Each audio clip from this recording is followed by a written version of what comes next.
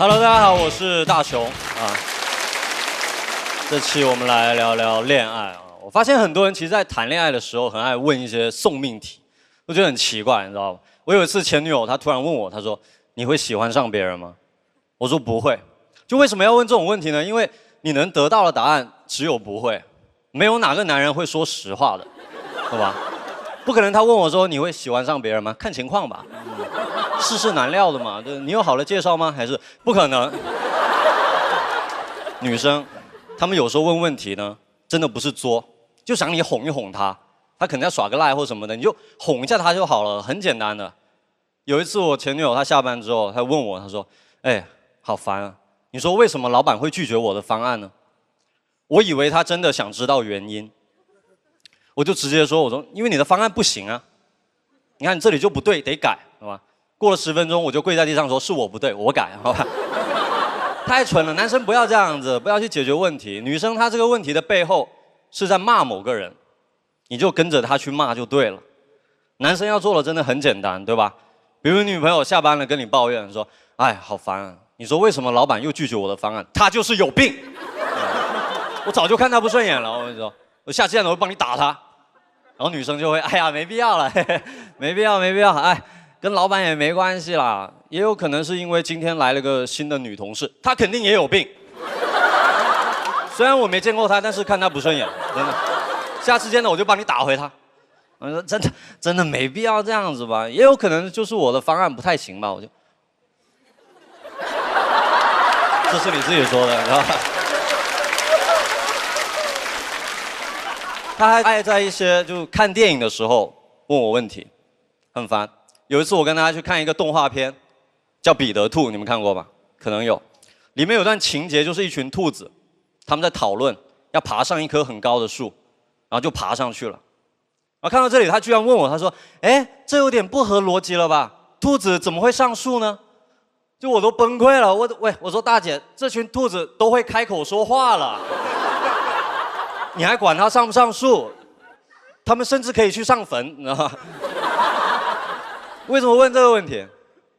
他还会问一种题，我称之为细节题，就是你得回忆起你女朋友的点点滴滴，对吧？有一次他突然问我，他说：“你还记得我的星座吗？”我当时突然忘了，但男人是很嘴硬的，我们不会承认自己忘了，我们会做什么？拖延时间，赶紧回忆。拖延时间的方法就是不断重复女生的问题。当时他问我，他说：“你还记得我的星座吗？”我就，你的星座？哦，你问我你的星座？哦，在一起这么久，你居然问我你的星座？我脑子在想他什么星座来着？我只记得他的生日是10月29，但我忘记什么座。他说：“你是不是忘了？”我说：“我会忘？啊，你说我会忘？开什么玩笑嘛！我10月29还能是什么座？还能是什么座呢？我还是没想起来。他说：“如果你真的忘了话，我恨你一辈子。”我说：“天蝎座。”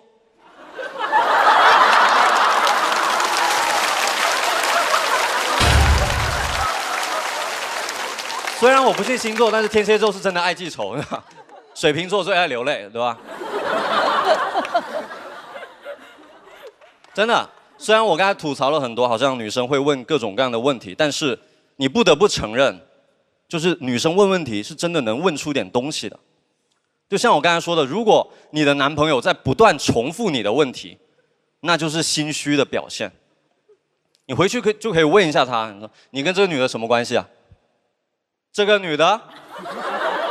哦，我跟这个女的？你居然问我跟这个女的什么关系？80%有关系。真的，如果他开始反问你，那你觉得我跟他能有什么关系啊？90%。如果他甚至开起了玩笑说：“嗨，行，我跟他关系不一般，行了吧？100%。”真心话就是通过开玩笑说出来的。谢谢大家，我是大雄，谢谢。大家好，我想先问一问咱们现场的女生朋友们，你们平时喜欢做美甲吗？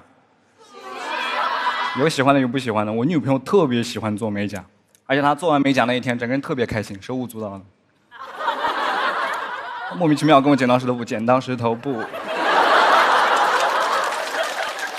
你感觉他也不想赢，他只想出布。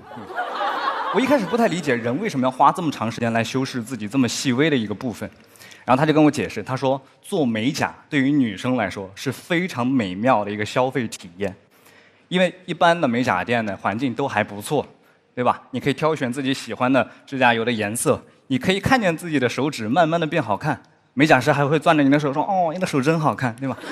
没有哪一个部分是会让女生不开心的。但是对于男生来说，我们不会太在意这种消费的体验，我们只在乎结果，你给我结果就行了。我甚至觉得有些消费场景只针对男性，我不知道大家有没有去过那种商圈一层的10元快剪，10元速剪，10块钱快速给你剪一个头发，大家有机会可以去体验一次，但一次就够了，说实话。10元快剪真的太快了，效率也太高了。你一进去没有理发师跟你说话的，我一进去那个老板看了我一眼。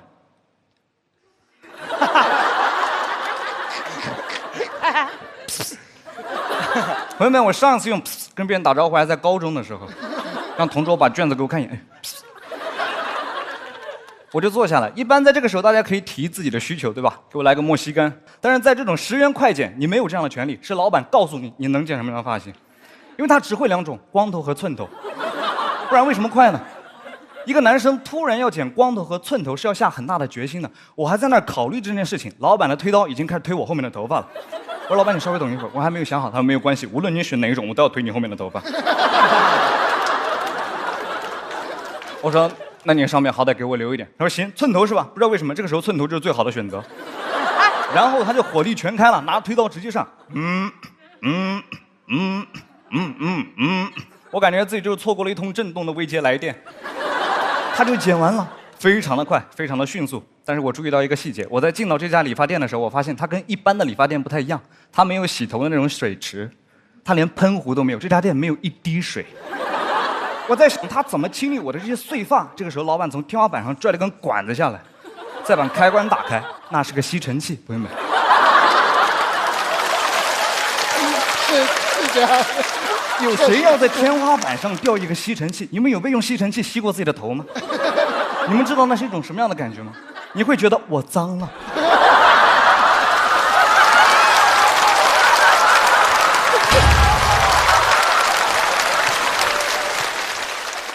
我好想逃，但我逃不掉。声浪非常的大，我整个人被笼罩着。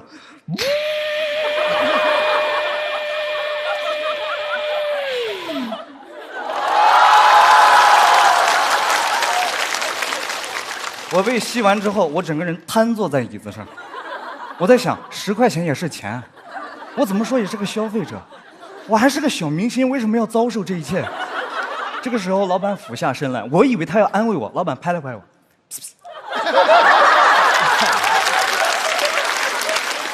让我把钱付了。我付完钱出去，我女朋友在对面一家美甲店做美甲，她还没有开始。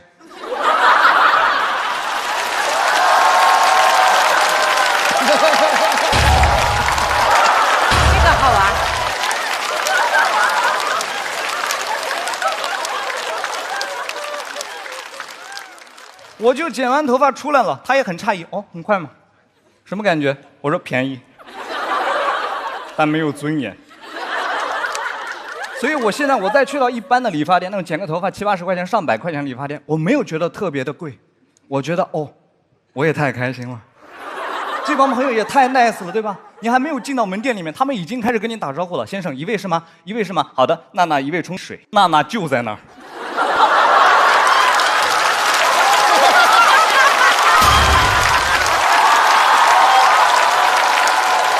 这有个青年就要夺冠啊！我都看见娜娜了，但有这个东西显得特别专业。我觉得全中国最像特工的一帮朋友，就埋伏在各个城市的理发店里面。娜娜温柔地给我洗完头之后，她会给我引到座位上，还会提示我注意脚下的台阶。我坐到座位上，娜娜给我一个 iPad， 里面有个发型库，几千种发型任你挑选，光寸头的寸法都100多种。选定之后，托尼老师还会来跟你确认一下，先生这个什么，这个什么 ，OK。然后他会用梳子梳我的发露，朋友们，他超温柔。作为一个男生，很少有这样的体验。他剪一刀，他梳10次，然后捋那么一小撮，在自己的指缝当中，微微的剪出一些层次。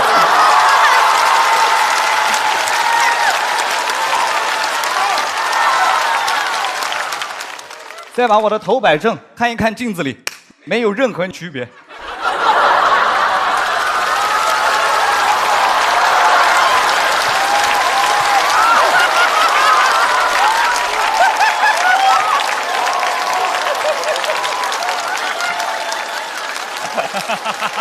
痘痘还是顶。但是作为一个专业的理发师，你得有一些专业的动作，对吧？来让你的顾客感到放心。很多男生都有这样的体验：你在一个理发店里待了2、3个小时出来，好像没有什么太大的变化，只有这两边的饱和度稍微低了那么一些。但不知道为什么，从这样的理发店出来，整个人自信很多，对吧？我再见到我女朋友，她说：“哦，你什么感觉？”我说：“贵，但贵贵的道理。”谢谢大家。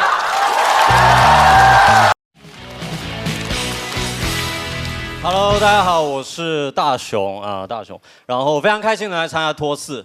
其实脱口秀大会第1季我就有参加，然后当时过了海选，只是我放弃了，因为那时候我觉得就上节目啊，这不能说那不能说的，然后段子里面还要加广告，我这个人就是命硬学不来弯腰，你懂吧？所以今年就感谢节目组又请我来，就是我成长了很多，你知道吧？然后先自我介绍一下，刚才说了我是个广东人，但是我不太会讲粤语。我是在深圳长大的，其实深圳讲粤语的人也越来越少了，就大家也没时间学，都忙着搞钱。就是你要让一个深圳人学习一门新的语言，他肯定首选C++、Java， 你知道吗？就能搞钱的他肯定先选，对吧？但是我这个人其实不太爱搞钱，我爱省钱。就比如前几天从深圳来上海，然后在买那个飞机票的时候，他就一直推荐我买个意外险，对，我就不买，我从来不买意外险，我觉得就浪费钱。我知道意外险能赔我很多钱，但问题是，如果真的出意外了，我也没有生命去享受那几百万，对吧？我又不希望到时我家里人在悲伤的情绪中还夹杂了一丝兴奋，就是。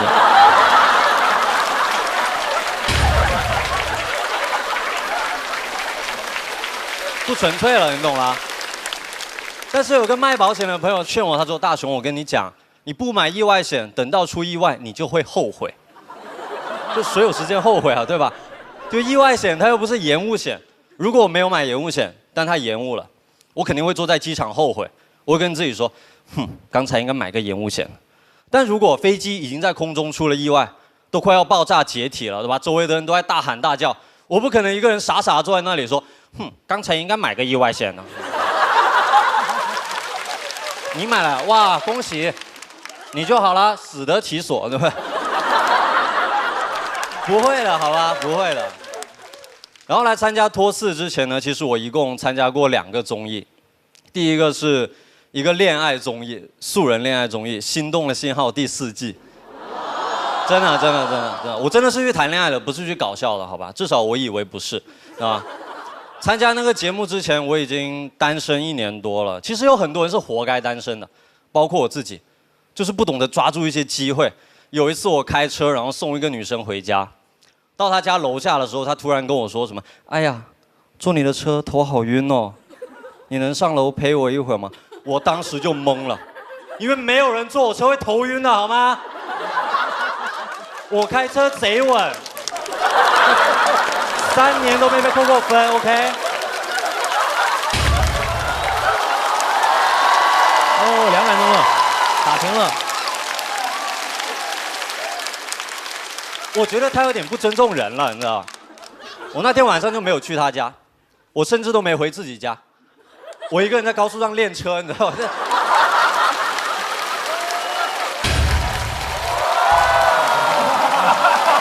这走了呀，应该走了呀。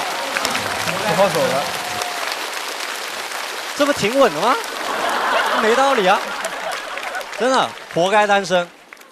我上一段感情还是姐弟恋，就姐弟恋会觉得自己不够成熟嘛，尤其是他之前交往的男生又都比他大很多岁，搞得我很不自信。但后来有一天，他突然跟我说：“哎，我之前一直以为我只喜欢年龄比我大的，但跟你在一起之后，我才发现，原来我是喜欢长得老的。这什么鬼？我确实我知道我长相很一般，去参加一个恋爱综艺也是挺冒险的，但是那个节目体验还是很不错，就不像我之前参加另外一个脱口秀节目，体验就特别差，因为他会在我的脱口秀表演里面加一些奇怪的综艺音效。我每讲完一个段子，他就会噔噔噔，biu biu biu。我当时就讲了那个姐弟恋的段子，我说我和我前女友是姐弟恋，他之前交往的男生都比他大很多岁，哇哦！后来他才发现，原来他是喜欢长得老的，哇哇哇哇哇！为什么？为什么要搞这个音效？真的。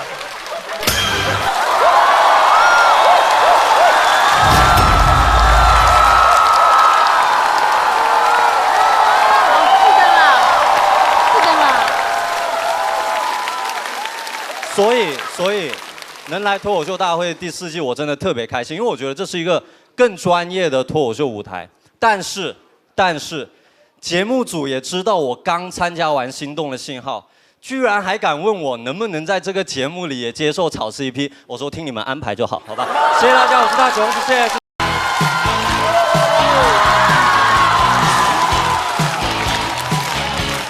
嗨，朋友们，大家好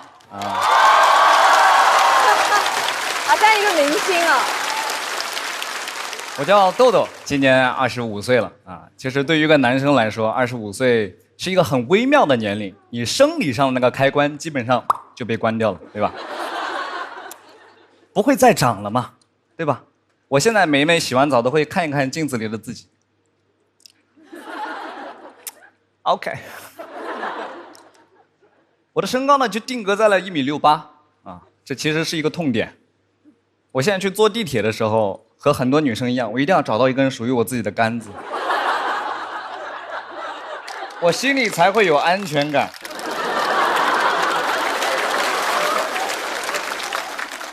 我要么扶着它，我要么靠着它，我要么抓着那个吊环，因为我一般抓不到上面那根杆子，我只能抓到那个吊环，而且吊环这一般都会有个广告，对不对？啊，我觉得这个设计还挺巧妙。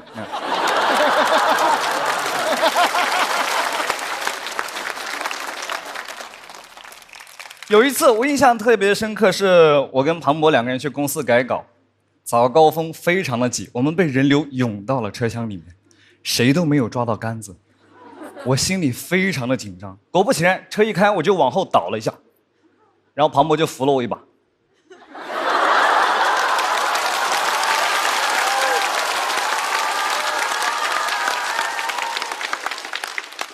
然后他对我说：“你可以抓着我的包。”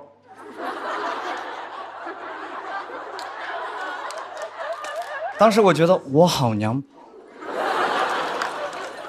但是我想他也没有抓着杆子，他是怎么站住的？我就抬头看他，哇，庞博用手顶着那个车厢的天花板，像钢铁侠一样，他好 man 啊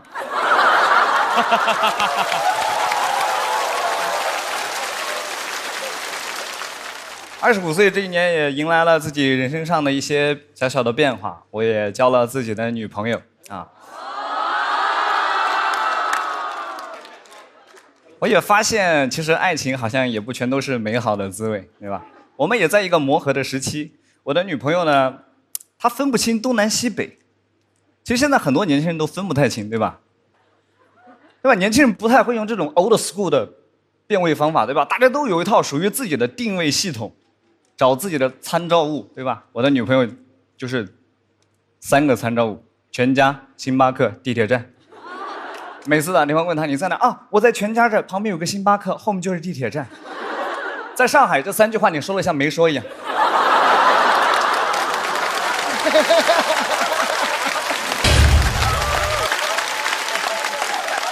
你站在任何一个地铁站，放眼望去4个星巴克。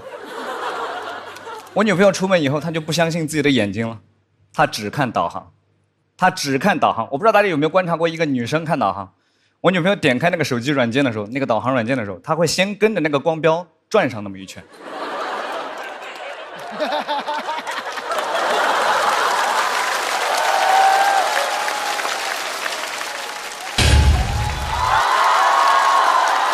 憋不住了，憋不住上吧。像一只进化的数码宝贝一样，他得先跟那个光标呼应上，然后他就把自己托付给那个光标了。他会把手机卡在自己的胸口，鼻尖所指的方向就是目前光标行进的方向。行吗？行。而且我们都用过导航软件，对吧？你刚点开它的时候，它的 GPS 信号不是特别的强，会有一些小小的错误。我女朋友大概走出去10米，发现自己走错方向了，她会有一个非常迅猛的转身。那个转身你们有没有玩过那个神庙逃亡？就是那种不做任何准备，没有任何思考，那个转身快的姚明都防不住。这个梗确实有点直男。阿金卡卡。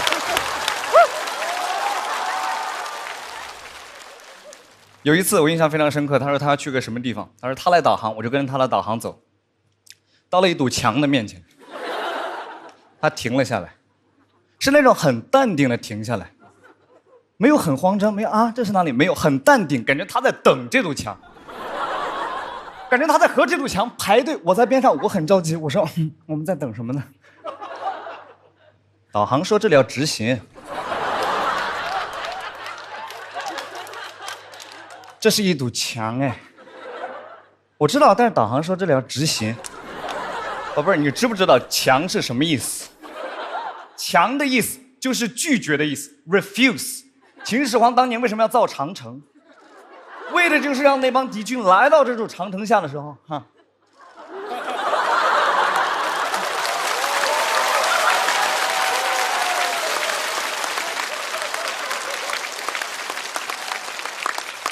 走吧，长城这怎么打？换作是我女朋友，她可能会改写历史，对吧？我看导航说这里要直行。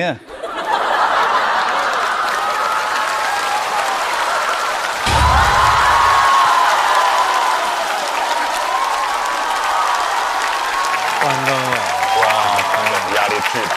他要是直接4灯了，那是啥呀25岁了，也迎来了自己事业的上升期啊！今年也办了自己全国的巡演，去到了很多的城市。我发现，在很多城市的地铁里都会有这样一个违禁品宣传片，就是告诉大家什么东西你不要往地铁上带。我觉得大家大概的意识里是知道我什么东西不要带到地铁上的，但是这种宣传片它往往拍得非常的奇怪，就是会有一个大哥，他拿着一箱子所有不能带的违禁品，放到那个安检仪上。然后那个安检人员小姐姐会跑出来，哈，这个然后那个大哥啊，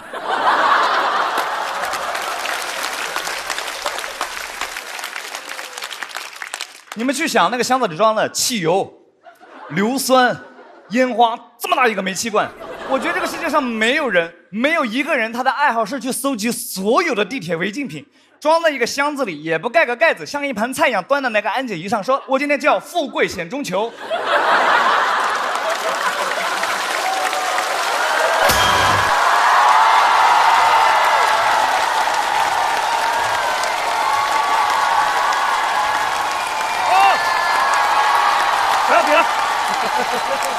晋级了，结束了。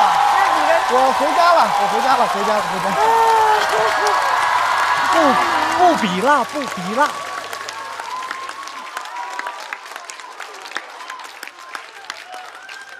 那箱子里还有一把弩，谁要带一把弩上地铁？一把弩哎 ，cosplay 绝地求生吗？一把弩哎，而且你都带了一把弩了，就未必要过安检了吧？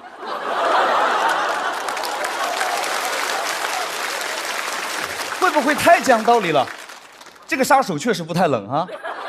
你们大概都能想象到，他收到那条任务短信的时候，心里想的是什么？今天晚上8点半，人民广场国际金融中心把张氏集团的大公子做掉，不要留下任何的痕迹。人民广场。那还是地铁方便啊，对吧？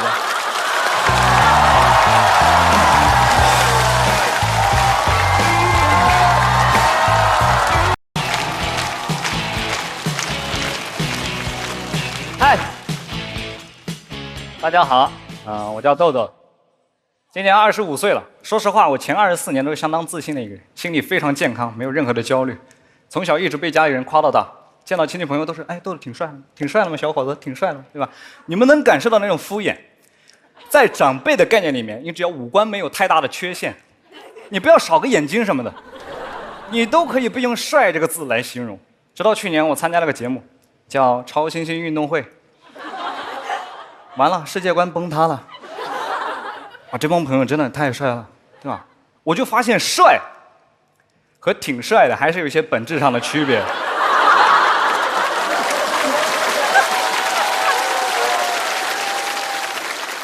这个节目它会邀请很多男团的 idol 啊、小鲜肉啊、练习生啊，我呀，我也不知道为什么混在这个里面，对吧？他们的名字你们也应该听过，像什么于晓彤、周俊伟，哇，他们那种帅，真的帅，你知道吗？打在你脸上的那种帅，吸引人目光的那种帅，就是我就是那种帅。作为一个同性，你看了之后完全不会嫉妒，你只会觉得 OK。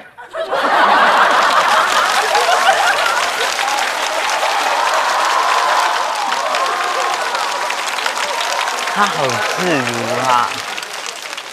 我跟这帮朋友待在一起1个礼拜的时间，我们每天一起训练、录制、核酸检测。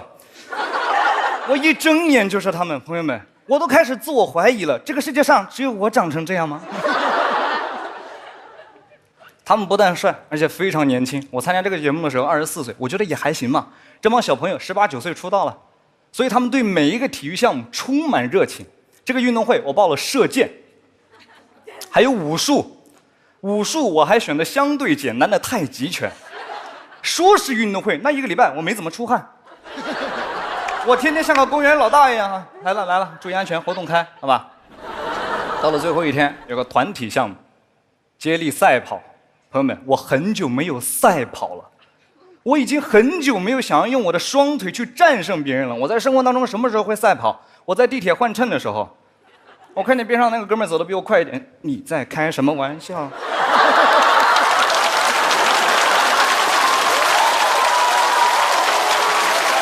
他的表演太好了。而且我走着走着，我会突然来一个这个，你们会吗？再加速一次。这什么？这生活推了你一把。Come on, be quick！ 我跑第1棒，发令枪一响，我感觉身后窜过去3、4个黑影。我当时就觉得，我是在前进吗？为什么每个人离我越来越远？我不知道你们有没有这样的感觉，当某一个物体快速经过你的时候，你的身体上会有一些下意识的自然反应的。我不由自主的就发出了这样一个声音，我那天像只会跑的尖叫鸡一样，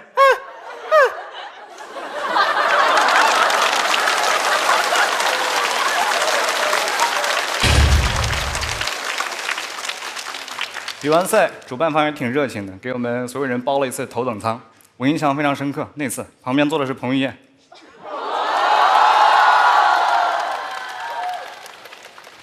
你们有跟彭于晏坐过飞机吗，朋友们？你们知道跟彭于晏坐飞机是一种什么样的感觉吗？就是你会完全忍不住想要看他。这件事情无关乎于性别，哪怕我是吴彦祖，我坐飞机的时候碰到彭于晏，我都会放下手里的行李，雷猴啊。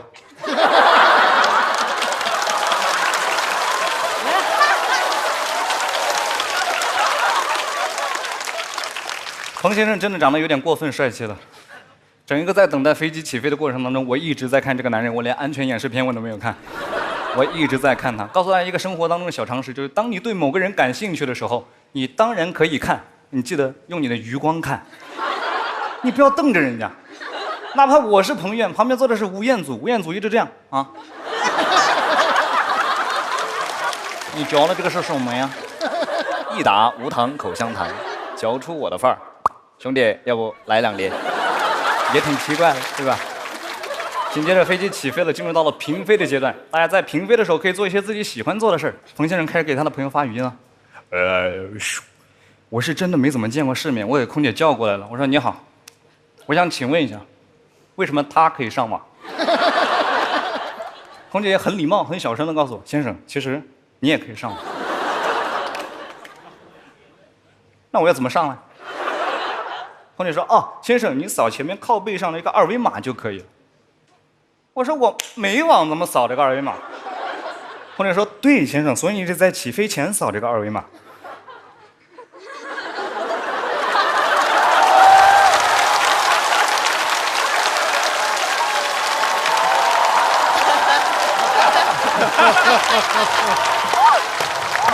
可以。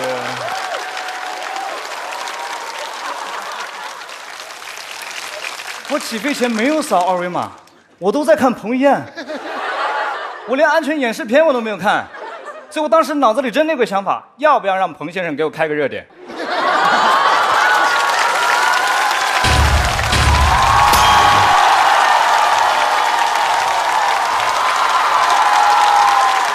哇，感动了！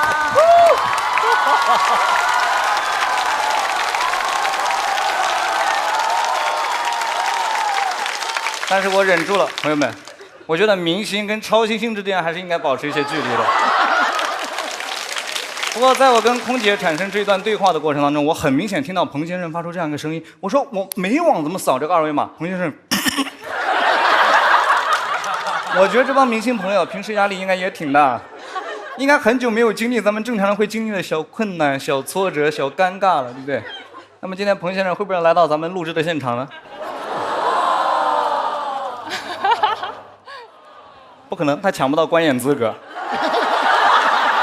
他有网他也抢不到。谢谢大家，谢谢。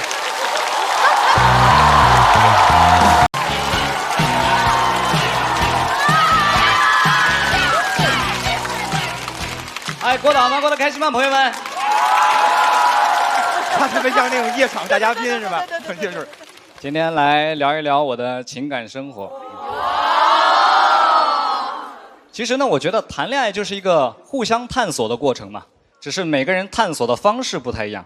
我女朋友呢，就特别喜欢让我做微信里的那些性格测试题，她天天都测我，我感觉她想把我查清楚。我个人是不太相信的，因为我觉得人很难通过测试题来真正的了解一个人。有一天早上我刚醒来，她给我推送了3个链接，我真的感觉自己在跟一个公众号谈恋爱。第一个是测我是16种人格当中的哪一种，比较正常，大家都做过。第二个是测我在核泄漏之后会变成什么动物。第3个是测我在火星上1个月能挣多少钱。且不说有多荒谬，但我都做了。最后的结果就是我一只性格善良单纯的比特犬，在火星上1个月能挣5000万。为啥？比特犬挣的是比特币吗？越往后给我发的链接就越奇怪。有一次他给我发了个链接，巨恐怖，点进去只有4张图，要求也特别简单，让我凭我的直觉任意选择1张。大家也知道，男生没什么直觉，我们只有后知后觉。我们的任意就是随意，我真的就随便选。就在我选定的那一刻，我的女朋友咻给我发了篇论文，带参考文献的那种。我觉得很奇怪，因为我只是随便选了1张图，就有一篇论文来解构我前25年的人生。你们知道那篇论文有多长吗？就是我看完那篇论文，我再点到那个链接里面，那个链接已经失效了，已经被人举报了。我很费解，因为我觉得发链接的女生应该是不会举报这样的链接的，那么会是谁呢？一定是千千万万像我一样善良单纯的比特犬。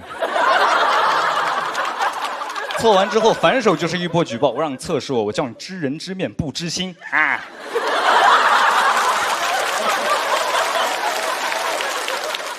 而且你们知道，像我们这样的直男，永远不会相信测试的结果，永远不会，因为我们总会想要把自己最好的一面呈现给对方。因为我第一次做完，我是一只月薪3800的鸡，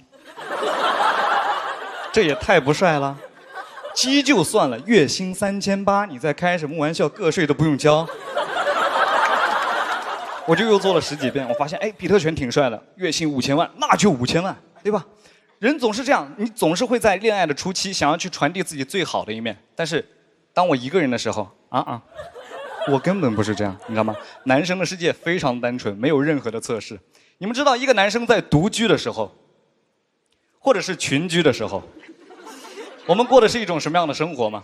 我们过的是那种不做任何准备，不制定任何生活计划，没有任何缓冲的日子。我不知道大家有没有去过男生宿舍，如果你们有机会去的话，你可以做个实验，你可以敲敲男生宿舍的门，然后问，哎，走不走？所有人套个外套，他就跟你走了。他也不知道出去要干嘛。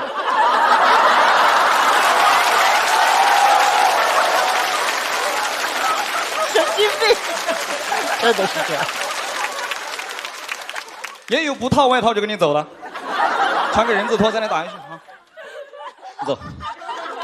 所以有些时候你在路上，你看见一群男的乌泱泱的向你走过来，你不要担心，你不要害怕，他们可能也不知道自己要去哪儿，很有可能只有其中一个大哥想去对面的便利店买包烟什么的，因为只有他目光坚定，目标明确，他身边的那圈朋友像第一次来到这个城市一样。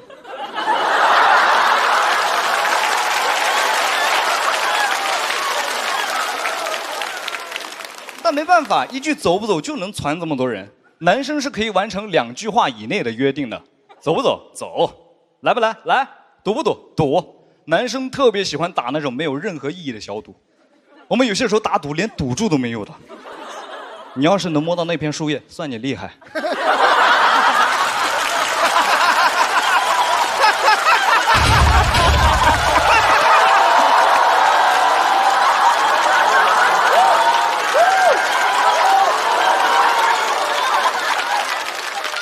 你在开什么玩笑？来了，哎，你在开什么玩笑？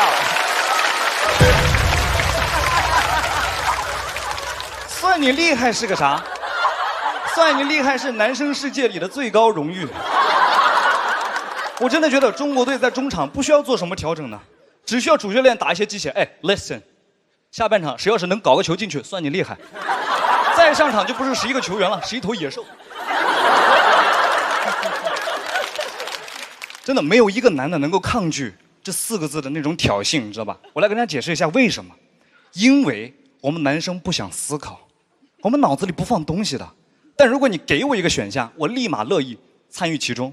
所以你跟男生待久了，你会发现他身上有很多很奇怪的习惯。你跟他走在一条路上，他看见一个公共厕所，他就进去了。他可能有没有那么需要，但他会觉得来都来了。Why not? Why not? 我觉得 Why not 这个词组一定是男生发明的，巨直男，你们不觉得吗？就是一种 OK 将就，我都可以。但是我身边的女生朋友比男生要细心很多，他们会说 Why? Why? Why you do that? Why? 你们有没有觉得男女生可以用这2个词组吵架吵1个下午 ？Why? Why not? Why? Why not? Why not? Why not? Okay, I'm gonna break up with you. Why? Why not? 谢谢大家，谢谢。大家好，我是程璐。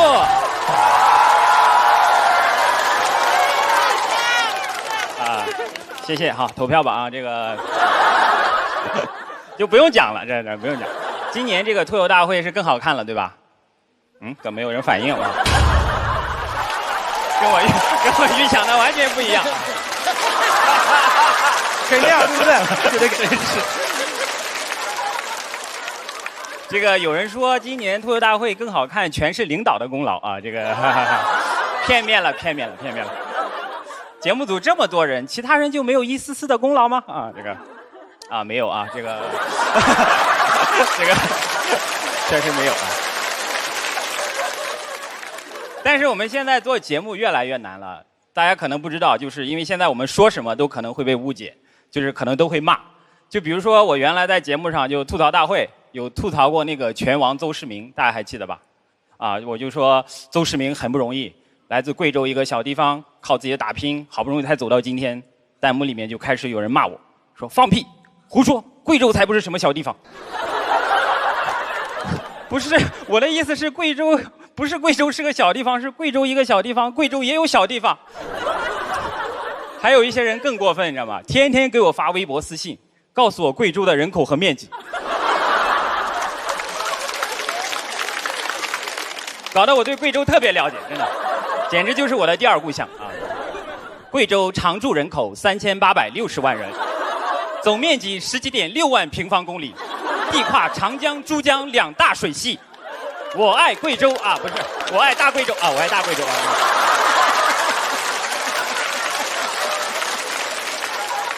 其实我现在一个人生活，这个也不能这么说，我还有我的父母啊。我跟我父母关系真的很好，就是从小关系就很好，不像有的父母还会打小孩，对吧？而且有些父母打小孩的时候也会说一些屁话啊，很蠢，说什么打在你身，痛在我心呐，很荒唐，对吧？你不可能一边打小孩一边想，糟糕，是心痛的感觉啊。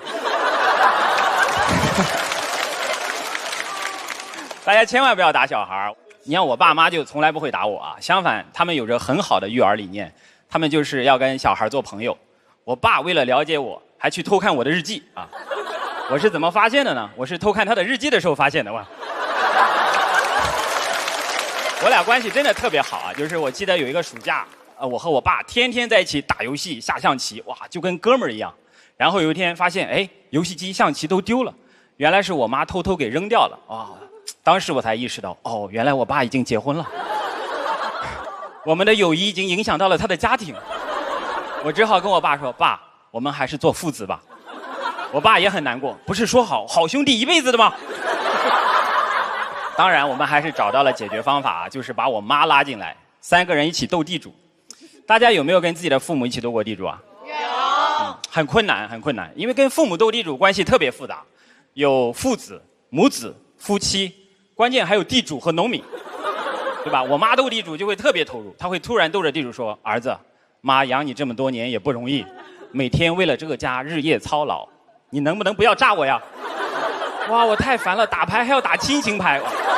我爸就特别清醒，说：“儿子，你清醒一点，你看一下眼前这个女人，她不是你妈，她是地主，你是农民，你爸也是农民，你要记住，你永远都是农民的儿子。”然后我就炸啊！当然，在我炸的时候还是说了一些好话的。我说：“妈，炸在你身，痛在我心呢。”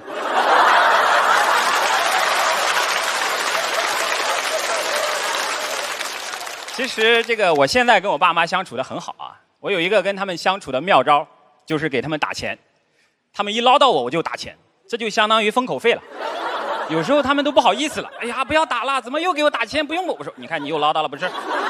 真的很好用啊。他们现在已经完全不理我了，这就让我想起了大导演北野武的故事。大家知道这个北野武成名以后啊，就是他的妈妈每个月都管他要很多钱，北野武都觉得妈妈也太贪婪了。结果妈妈临走的时候，把所有的钱都留给了北野武。原来是妈妈怕儿子乱花钱，等自己死了他活不下去。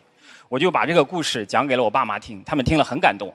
我妈跟我爸说，我就说临死之前就得把钱都花完吧，儿孙自有儿孙福啊。哎呀，没有了。其实我爸妈特别好。去年我离婚以后啊，他们怕我孤独，还专门来上海陪我。今年他们已经回去了，因为我已经不是一个人了。我现在有李诞跟我相依为命了啊。好，谢谢大家，我是程璐，谢谢。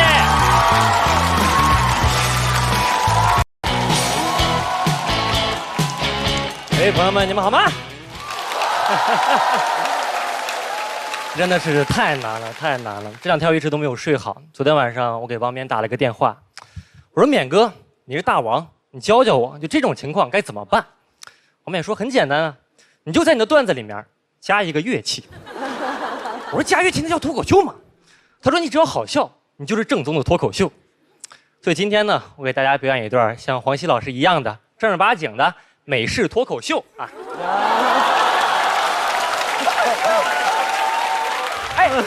哎，我就一上台，哎，朋友们，你们好吗？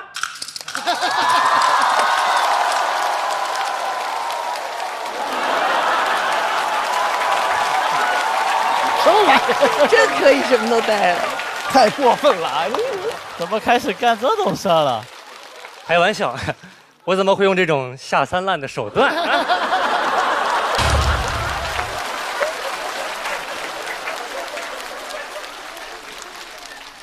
来聊聊我最近的生活。我最近回了趟老家，发现我家里的叔叔舅舅们都喜欢养一些非常小众的东西啊，比如他们特别喜欢在脸上养一根毛，就这儿有个大痣是吧？上面有个大长毛，哎，我也不知道为什么，就感觉这根毛就是我们家的时髦，你知道吗？我说我给你剪了吧，他说我这个不能剪，我说为什么？他说我这个呀叫长寿毛，剪了就会死。我说哦，那我怎么更想剪了？我说你，其实我从小就特别害怕我们这帮亲戚，因为小时候我家餐桌上要是出现了3个或者3个以上这样的亲戚，那我就知道完了，今天8成是要表演个才艺了。我妈是不会放过我的。我印象最深刻的是我8岁那年的春节，那天我吃饭吃得好好的，我妈突然来了一句：“来，正好那什么，给大家表演一个才艺吧。”我心想 ，why？ 为什么没有人通知我呀？后来才明白，我妈的这个行为，她的学名叫献祭。要想让年夜饭的气氛达到高潮，就必须献祭一个小孩的所有的尊严，你知道吗？献祭。我能怎么办？我一个祭品是吧？我说那个我也不会什么的，给大家跳一段广播体操版啊。然后就站起来，当着10几个不太熟的亲戚在那1、2、3，家面亲戚看我的表情都是，那沈豪啊，要不你还是歇一会儿吧，还是让你那个小妹儿给大家表演个才艺吧。我心想，我小妹儿比我都小，她能表演什么？表演眼保健操吗？只见我小妹儿优雅地站起身，打开了钢琴盖，演奏了一首卡农。卡农，我广播体操，他卡农，你知道吗？我当时就特别不明白，我就不明白为什么这么公平的一场比赛，为什么要用乐器，你知道吗？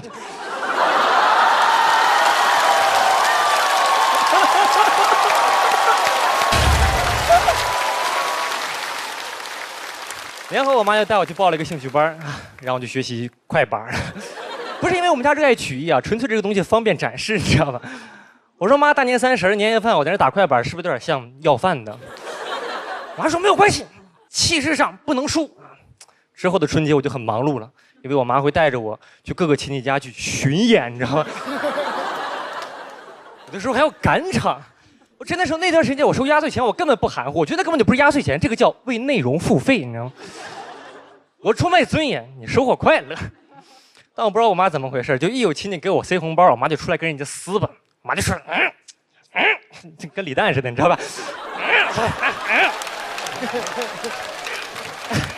有的时候他撕不到激烈的时候，他特别像是一个在菜市场跟人吵架的 rapper。正常 rapper 前头是这样的，正常 rapper 是 yo yo yo yo， 我妈是哎。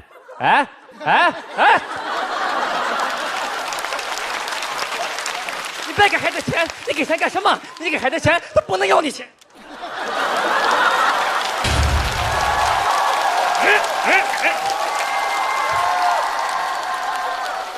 他这么好，现在。有的时候他们撕不急了，你根本听不懂他们在说些什么。那边别给孩子。然后2个人就吵起来了。有的时候我妈为了撕吧不要你的钱啊，甚至还会对你恶语相向。真的，去年我记得过年的时候，我三舅给我包了个红包，三舅说来小豪来，三舅给你包，不对，三舅是这样的，来小豪来，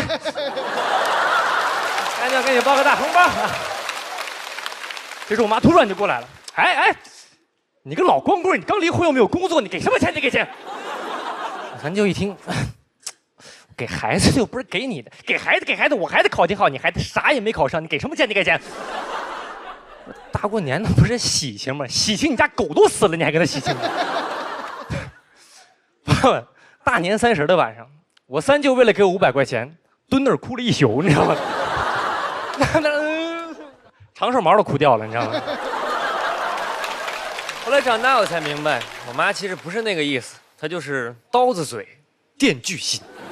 这就是刀子嘴电锯心，我妈就是大义灭亲，大义灭亲。还有一个，谢谢大家，我是郭德纲，谢谢。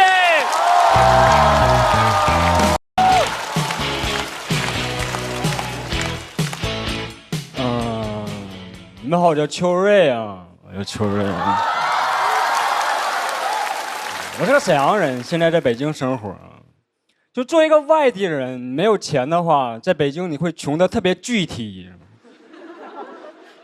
你就只能住在一个特别远的地方。我家现在到公司要倒4班地铁，到河北只需要2班。而且我去租房子的时候，租房软件上有个特别气你的一句话呀，它让你输入你想住的地方。我是想住郊区吗？我坐地铁有瘾哦。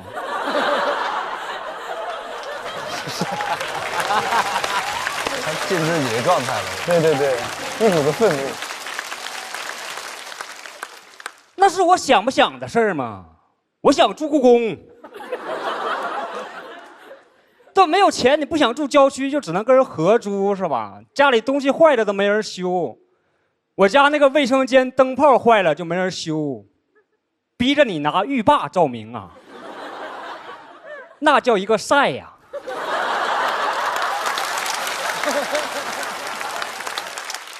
坐在马桶上都不能保持不动，你得扭动起来，不然就晒伤了嘛。跟那个土耳其口有一个原理，你发现了吗？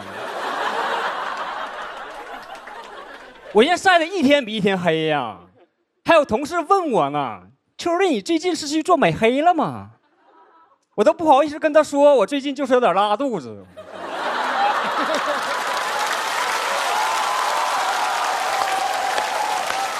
哎，还不给灯呀？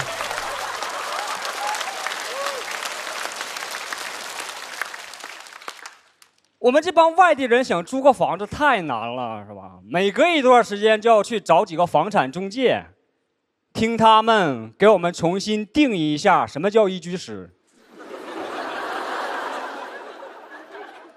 我跟中介说，你给我找个一居，他推门就带我进了个2居，跟我说这原来是一居。我说哥，没你这么说话的呀。这原来还是一片草原呢。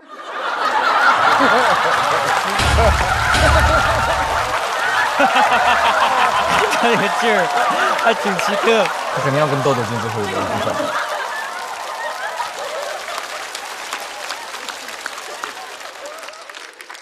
他带我看过一个最离谱的房子，那个户型名就叫钻石房。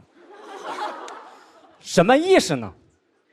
就是你在这个屋子里边吧，找不到一个直角，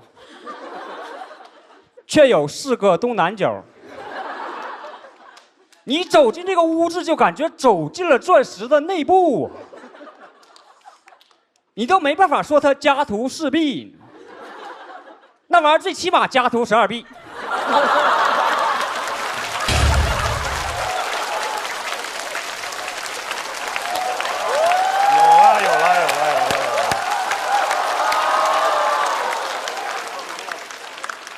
我那个卧室是梯形的，卫生间是三角形的。这个房子复杂到，我想知道它的具体面积，得连一条辅助线。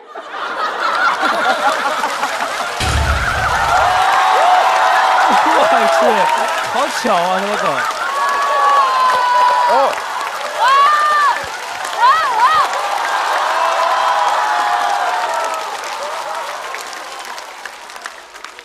啥房子棱角能这么多呀？你感觉这个房子是用别的房子那个边角料给你拼出来的？这个房子给你盖的七扭八歪的，它有4个东南角啊，却都是锐角。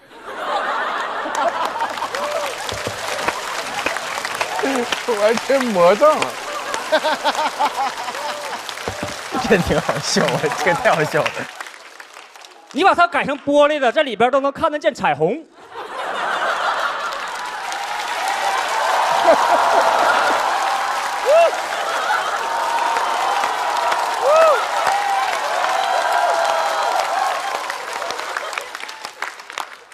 但是这个房子有个特别大的优点啊，它应该有全世界最安全的卫生间了，三角形的嘛。就算地震来了，也打乱不了我洗澡的节奏啊！我说它是三角形的，都抬举它了，那就是个三棱锥啊！这个好。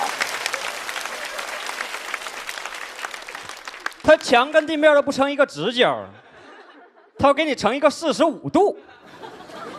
最让我不能理解的呢，是我房东阿姨给我把马桶塞在了这个角里边，让你根本站不到它前面啊。你想走进那个空间，得把自己的身体跟它摆成一个同位角。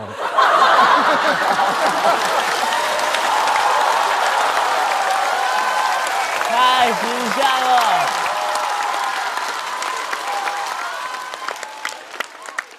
慢慢顺进去。关键这个姿势你进去了就站不起来了呀。我长这么大第一次被一个墙角堵在了一个墙角。